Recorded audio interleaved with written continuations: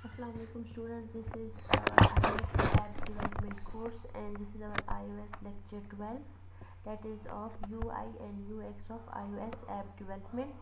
So let's get started with our today's lecture. So in today's lecture of UI and UX design of our iOS app development, we will discuss layouts, different layouts that is used in our while building our application in Xcode with help of Xcode using Swift language. So auto layout is a constraint based layout system. It allows developers to create an adaptive interface that responds to the changes in screen size and device orientation. It means that if you have created an application, you have created your application or design your application, but when you test your application on different iPhone devices, that design is not according to that design you have created. So these types of issues occurs if you do not use any layouts and you randomly place the data, so it will be misplaced when it will be tested on different devices.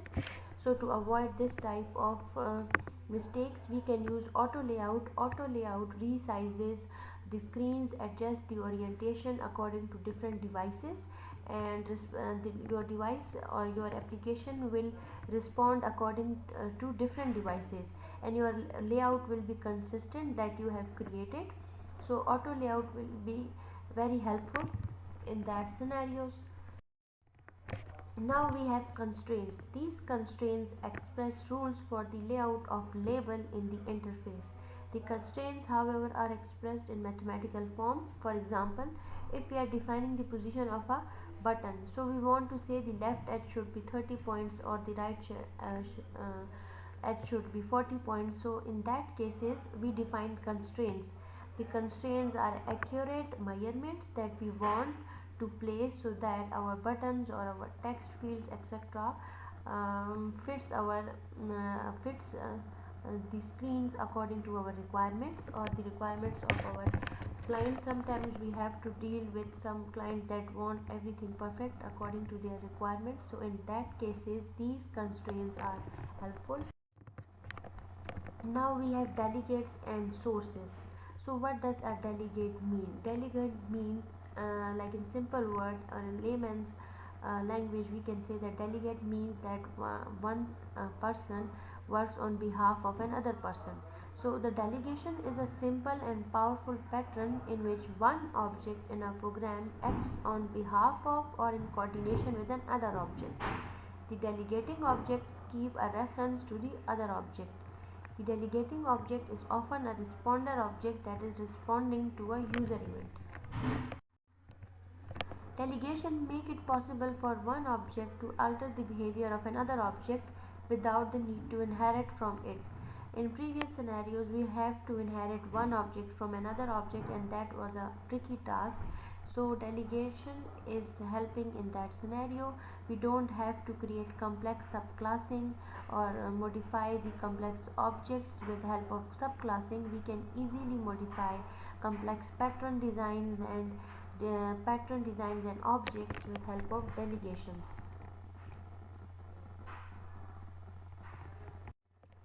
The next thing is data source. The data source is also similar to our delegate, but the difference is in the relationship.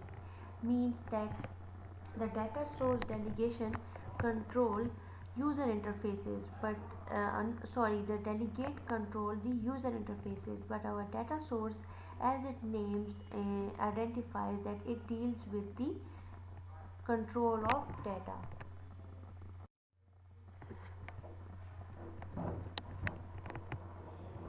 So it is typically a type of a view object, like we have that table view. So it is also a type of a view object that holds a reference to its data source and occasionally asks it for the data it should display. Data sources are responsible for managing the memory of the model objects they give to the delegating view. Means that they manage the delegating view models that the memory is giving, means the memory that is going from data to the view. So data sources handle these model objects. Now we have UI tables. As we have seen, different types of applications has a table view. Means, for example, if we consider our contact list or some type of application like home remedies, etc., different types of data we scroll through them. So table view is one of the common UI element in iOS apps. Most apps make use of table view to display list of data. When we are dealing with list of data, we will consider this UI table view and we will inherit it or we will use it in our applications to easily create or display list of data. The Apple itself used the table view to display its contacts list in its iPhone, different mobiles. Now we have collection view. A collection view allow you to create a grid type layout.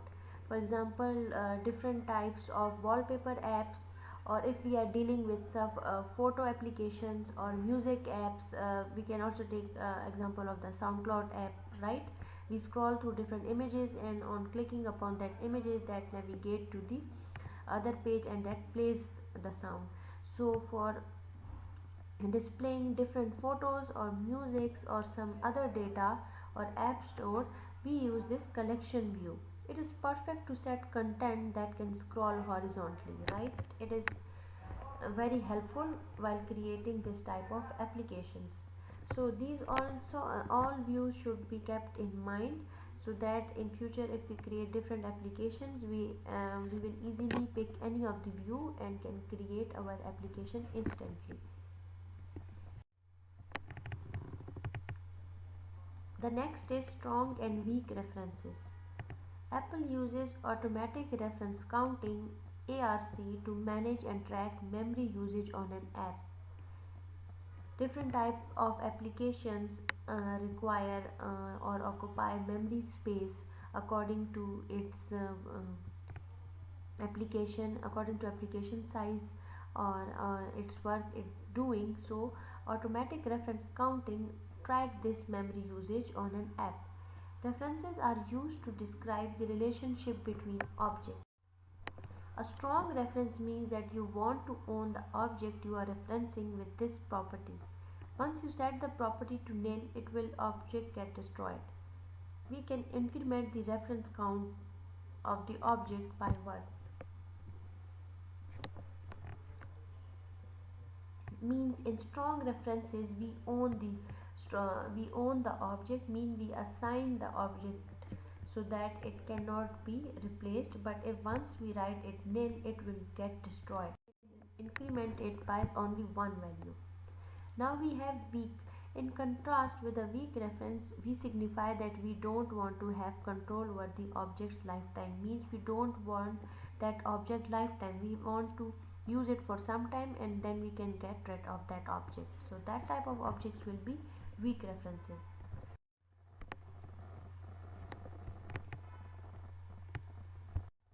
And now next we have storyboards. It is very important for our designing purpose. A complete iOS app is composed of multiple views through which the user navigate. So if user is navigating through different type of views, it will be stuck in a great confusion that how these views will be placed or these views will be showed. So it will be a hectic task to again we launch our emulator and check our app. So for that purpose, storyboards play a great role. All the designing or views are displayed in our storyboards. We do all the designing on our storyboards and we can see our application side by side. After our whole designing is done, we then simply run our app and the emulator is launched and we can see the end result. But for small changes, we set storyboards to see what is happening or what how the user will navigate through these navigations. The relationship between these views are defined by storyboards, which shows a complete view of our app's flow, that how our app flow will be worked. Interface Builder Storyboard Designer makes it easy to create and design new views and chain them together to create a complete user interface that ready for your customer code. So the Xcode includes storyboard controllers. We have different type of storyboard controllers for table view controller, table view, we can take like example of home remedies application, or the applications that in which we scroll the data. Then collection view controller, it's type of a grid view of pictures or videos or anything. Navigation controller, we navigate through a navigation panel. The tab bar controller, we have different tabs and we scroll through these tabs. Page view controller, we have different pages and have to deal with them. GLKit view controller, or built our own storyboard. Our own storyboard means that we create all the design from scratch. We can visually lay out all our views controller in scenes and describe the connections between them. With a storyboard, we have a better conceptual overview of all the scenes in our app.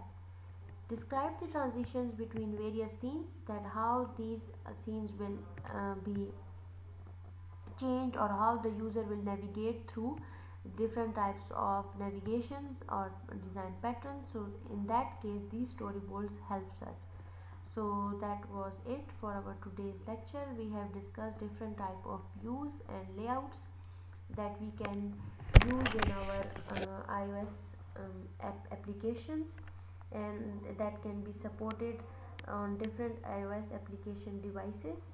So read them carefully and understand them, and we should have a clear concept about them, so that if we create different applications, so we can create them easily.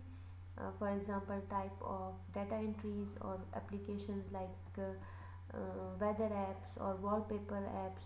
So these all views help while creating these type of applications. So that was it for today's lecture. We will discuss further UI UX topics in our coming two lectures. So thanks for today's class. That's it.